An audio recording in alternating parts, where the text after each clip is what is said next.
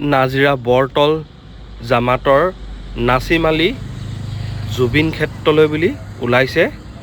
এই চাইকেলখন লৈ সকলোৱে দুৱা আশীৰ্বাদ কৰিব, তেখেতে যে সুকলমে জুবিন ক্ষেত্ৰ পায়। সকলোৱে দুৱা আৰু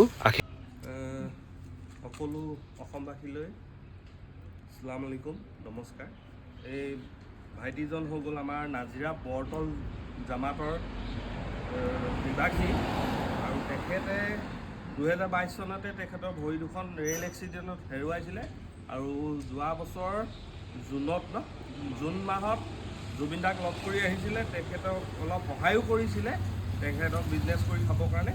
আৰু আজি তেখেতে জুবিন দাৰ ন্যায়ৰ ক্ষেত্ৰত আজি নাজিৰা বৰতল জুম্মা মছজিদৰ পৰা তেখেত জুবিন ক্ষেত্ৰলৈ ওলাইছে। সকলোৱে দোৱা কৰিব, আশীৰ্বাদ কৰিব, যিহেতু এটা ভাল যাত্ৰা ওলাইছে। সকলোৱে যাতে দোৱা কৰে তাৰ কাৰণে, আৰু তেখেতৰ যাত্ৰাটো সফল হয়। আৰু বাকী তেখেতক আমি ভালকৈ যাব কৈছোঁ। তেখেতে হঠাৎ যোৱাকালি ৰাতি 10টামান বজাত মোক ফোন কৰিলে যে মই এনেকৈ এটা, সেইকাৰণে আমি তেনেকৈ মানুহ গোটাব নোৱাৰিলোঁ। নহ'লে এই কথাটো জনাত হয়তো গোটেই জামাতে আমাক গোট খালেহেঁতেন, কাৰণ 250 ঘৰ আমাৰ জামাতত মানুহ আছে।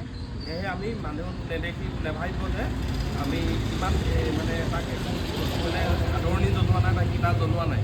এইটো কথাটো হঠাৎ ওলাইছে এই বস্তুটো। বাকী আমাৰ প্ৰেচিডেণ্ট ছাৰ আছে, ছেক্ৰেটাৰী ছাৰ আছে, আপোনালোকে কওক কিবা দুআষাৰ। নহয়, তেখেতৰ ভৰি দুইখন নাই। যিটো অৱস্থাত তেখেতে জুবিন ক্ষেত্ৰলৈ যাবলৈ ওলাইছে, আমি সমূহ বৰতল জামাতৰ পৰা তেখেতলৈ দোৱা আশীৰ্বাদ কৰিছোঁ। আৰু ৰাস্তাত যিসকল সদাশয় লোকে তেখেতক সহায় কৰে, যেনেকুৱা জুবিনৰ যিটো হৃদয়ৰ লোক, তেখেতলোকে তেখেতক ৰাস্তাত সহায় কৰোঁ বুলি আমি আশা কৰিলোঁ।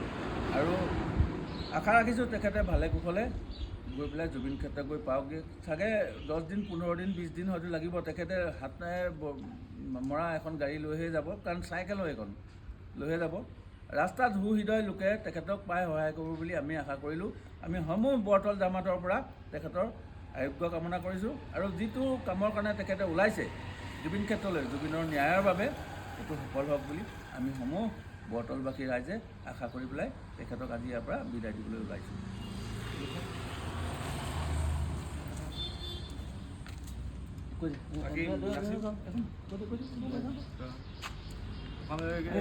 আসসালামু আলাইকুম, নমস্কাৰ। মই কেতিয়াবাই যাব লাগিছিলে, কিন্তু কিছুমান মোৰ অলপ সমস্যাও আছে। আপোনাৰ চাগে দেখি বুজিয়ে পাইছে মোৰ হেৰিটো।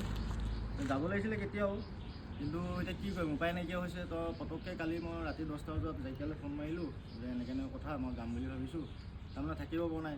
এতিয়া আজি যদি ব্যৱস্থাখন গ'লোহেঁতেন, কিন্তু হঠাৎ মানে এনেকৈ কোৱাৰ কাৰণে তেওঁলোকে মোক তেনেকৈ সেইখিনি মানে ইমানখিনি আয়োজন কৰি দিব নোৱাৰিলে। কাৰণ হঠাৎ 10টা বজাত ৰাতি ফোন মাৰিছোঁ, ৰাতিপুৱা যাব ওলাইছোঁ, সেইকাৰণে তেওঁলোকৰ অলপ দিগদাৰ। তেওঁলোকে যিমান পাৰিছে সহায় কৰিছে।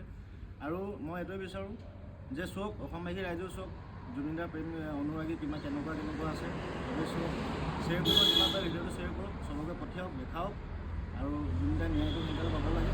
মই যোৱাটো অলপ দেৰি হৈছে, হয়তো কালি ন্যায় দিয়াৰ পাছত যদি গৈ পামগৈ, কিন্তু যোৱাটো যাম, ইনশাল্লাহ গৈ আছোঁ। যিমান পাৰে সহায় কৰিব। জয় জুবিন, জয় জুবিন দা, জয় জুবিন দা, জুবিন দা অমৰ হওক, জুবিন দা অমৰ হওক, আৰু জুবিন দাই ন্যায় পাওক, জুবিন দাই ন্যায় পাওক। Justice for Zubeen. অলপ পোষ্ট কৰি দিম।